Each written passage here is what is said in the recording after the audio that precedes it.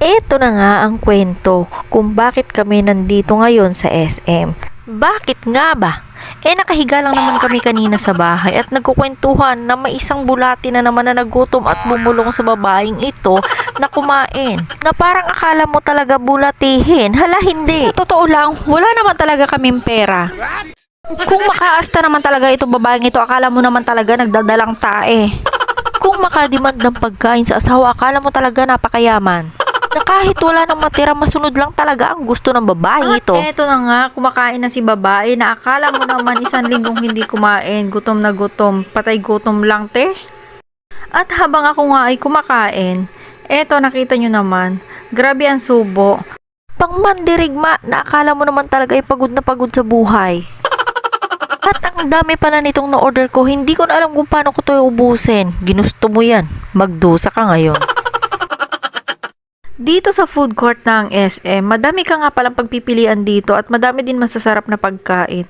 Kaya game na game naman si boss kasi alam niyang masarap ang pagkain dito at nag-enjoy naman talaga ako sa kinain ko. At yun na nga, habang tapos na kaming kumain, since nandito na din naman kami sa SM, nag-ikot-ikot na din kami, naghanap-hanap ng mga mabibili.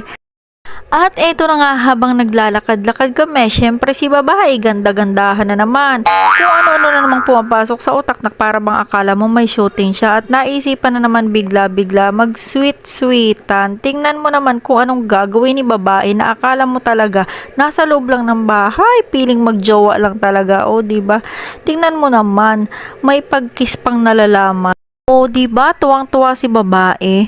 Eto na nga, at ang anak ko, inutusan ko lang naman siya na kumuha ng video. Ang sabi ko, itutok sa amin ang camera. Aba, sa kanya pala itinutok ang camera. Tignan mo naman, nananakbo pa siya. Nakakala talaga niya kami ang kinukuhanan. Hindi niya alam nakatutok sa mukha niya.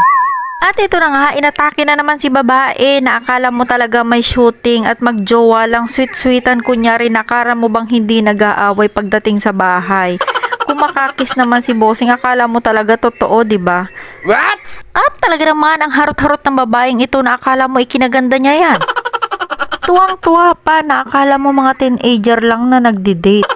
Pero ang videographer talaga namin dyan, yung anak namin na bunso. O diba? Feelingerang frog. Hindi na nahiya, talaga naman ang kapal-kapal ng mukha. What? At eto na nga, enjoy na enjoy pa si babae. Nakuhanan sila ng video habang yung anak niya ay nauto niya na kumuha ng video at enjoy na enjoy. Oh siya, hanggang dito na lang ang kaharutan ng babaeng ito at kami uuwi na. Bye!